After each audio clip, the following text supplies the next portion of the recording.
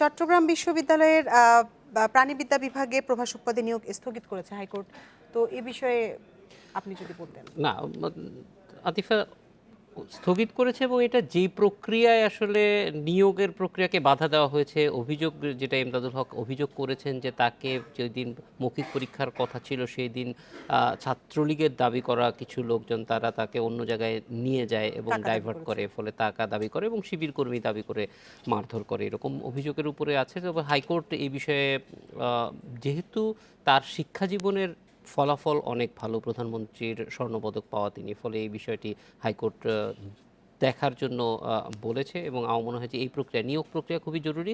বিশ্ববিদ্যালয়ের নিয়োগ প্রক্রিয়ার মান নিয়ে নানান সময় নানান কথা ওঠে, প্রশ্ন ওঠে। আমরা দেখিনি এই বিষয়টা প্রতিবেদন।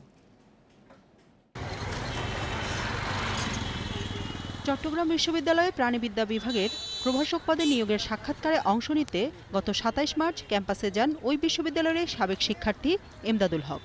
তবে অভিযোগ ওঠে প্রশাসনিক ভবন থেকে ছাত্রলীগ কর্মীরা এমদাদকে কেন্দ্রীয় খেলার মাঠে নিয়ে যায় এবং টাকা দাবি করে। পরে তাকে মারধর করে শিবির কর্মী দাবি করে পুলিশে সোপর্দ করা হয়। ওই লিফটের সামনে থেকে ধাক্কায় নিয়ে গেছে ওই আর্টস ফ্যাকাল্টির পাশে, যে ল্যাকের পাশে যে রাস্তাটা, ওই জায়গা। ওরা কারা? ওরা হচ্ছে যে আমার ডিপার্টমেন্টের 6 জন আর বাহিরের হচ্ছে 1 জন। কোনো সংগঠনের সাথে জড়িত? এরা আসলে ছাত্রলীগ নামধারী। মূলত আমি মনে করি এরা ছাত্রলীগের ভিতরে অনুপ্রবেশকারী এবং দুষ্কৃতিকারী। এই ঘটনার পর ৩০ মার্চ উপাচার্য বরাবর ফের মৌখিক পরীক্ষা নেওয়ার আবেদন করেন প্রধানমন্ত্রীর স্বর্ণপদক পাওয়া শিক্ষার্থী এমদাদুল হক। তবে তাতে সাড়া দেয়নি বিশ্ববিদ্যালয় কর্তৃপক্ষ। এরপর হাইকোর্টে রিট করেন এমদাদ। বৃহস্পতিবার রিটের প্রাথমিক শুনানি নিয়ে আদালত উপাচার্যের কাছে এমদাদের করা আবেদন 2 সপ্তাহের মধ্যে নিষ্পত্তির নির্দেশ দেয়।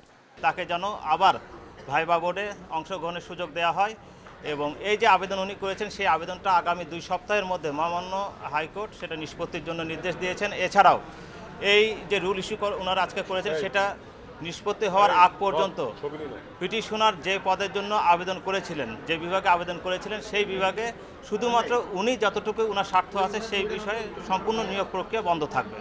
আদালতের বরাত দিয়ে এমদাদের আইনজীবী জানান, বিশ্ববিদ্যালয়ে নিয়োগের ক্ষেত্রে মেধাবীদের এভাবে বাধা পাওয়ার ঘটনা উদ্বেগজনক।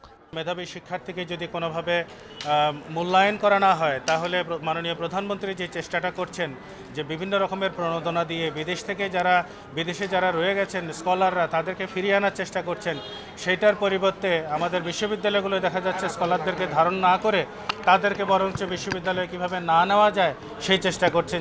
প্রাণিবিদ্যা বিভাগে প্রভাষকের 2টি পদে নিয়োগের জন্য বিজ্ঞাপন দিয়েছিল চট্টগ্রাম বিশ্ববিদ্যালয় কর্তৃপক্ষ। জান্নাতুল ফেরদাউস তানভি, ইন্ডিপেন্ডেন্ট নিউজ, ঢাকা।